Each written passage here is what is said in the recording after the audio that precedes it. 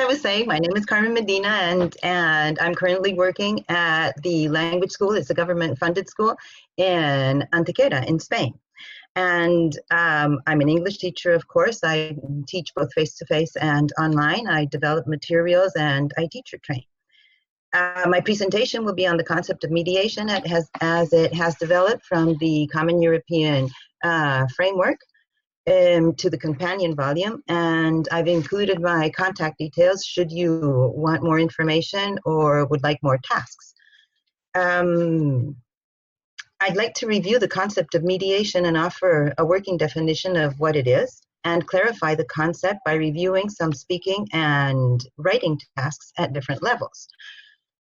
The Common European Framework pioneered the introduction of mediation to classify communicative language activities which are not covered by production and reception. To quote directly from the CEFR in section 213, in the receptive and productive modes, the written and or oral activities of mediation make communication possible between persons who are unable, for whatever reason, to communicate with each other directly.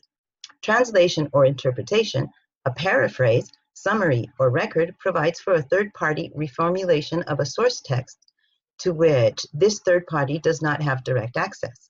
Mediation activities occupy an important place in the normal linguistic functioning of our societies.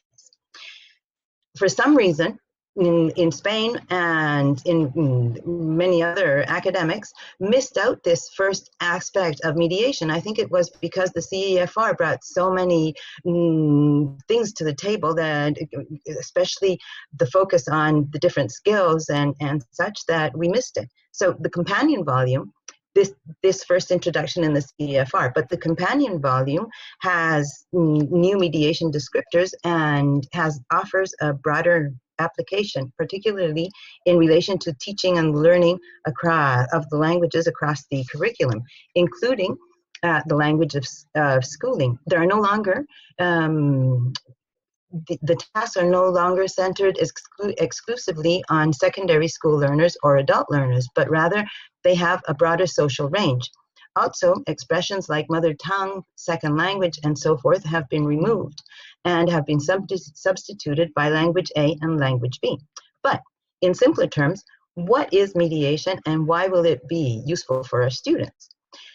Mediation is using our language skills to transfer information from a source person to a person who needs to understand it but cannot do so for whatever reason. For instance, if I'm in a training course with teachers from other countries and we have to work on a project with colleagues that don't know the language that I'm proficient in, but I found a source that would contribute something important to our subsequent presentation and project, I would translate that information from said language to English, thus making the content accessible to everyone in the group.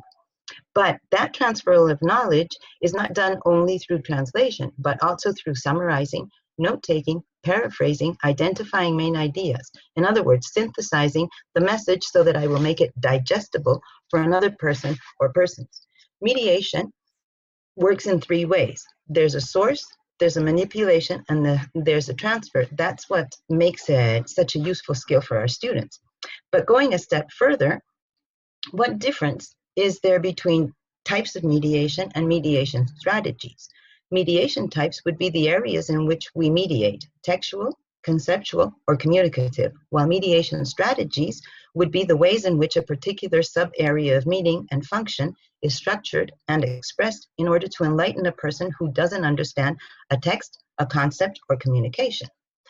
But let's have a look at the descriptors. I know that this slide has a lot of information, but I wanted to show it because I create directly from the descriptors at the different levels. And as you can see, for different areas, there aren't always descriptors. For instance, when we're interpreting graphs, diagrams, and charts, tables, and so forth, for an A1 or an A2 student, this would be very demanding. So we only find it in levels B1 to C2.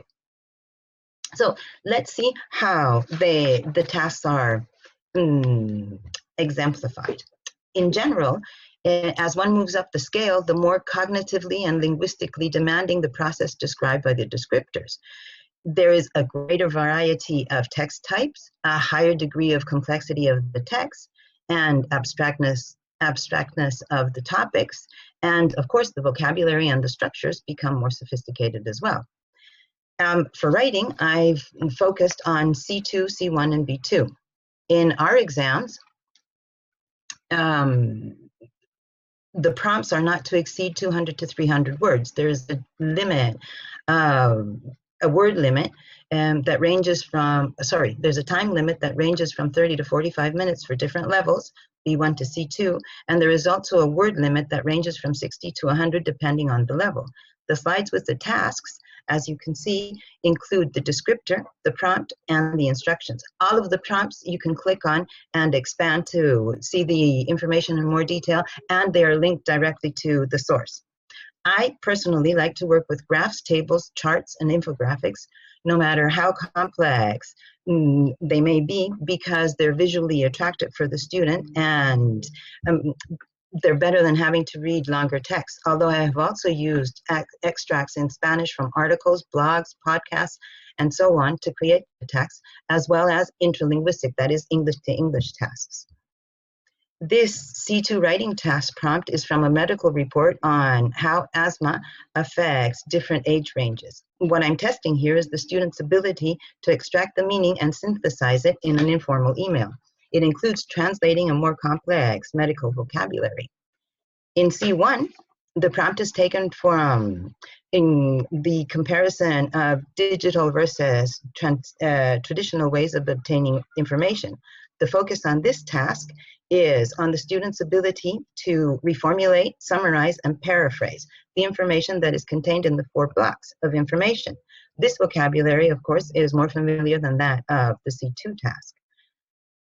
The B2 writing task is a summary of information contained in a table. The students must reformulate the relevant information, choosing the highest, lowest, and average figures.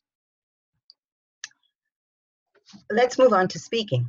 Again, here you can see that the descriptors apply for all the levels, ranging from A1 to C2. I'll give you a few minutes in case you want to have a quick look. A little more detail. I can't stop too long. Okay, so for the speaking activities, I've chosen B1 and A1.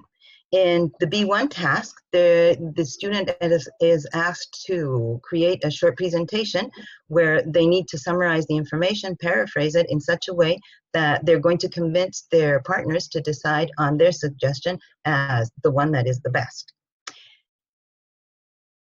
The A1 task is obviously very simple. It's a mere translation of personal information, and as you can see, it's a registration form, which includes like basic personal information, name, address, age, and so forth. So, as a conclusion, I'd like to say that I hope that I've clarified in these few minutes the concept of mediation, as well as provided some useful tasks. I always suggest that the descriptors, that you base yourself on the descriptor, directly on the descriptor to create your tasks for the different levels and in the different areas. That you use images where possible, because they're always more attractive and motivating than the text, especially in class and classroom discussions. And to remember to keep the instructions as simple as possible and the tasks as realistic as possible.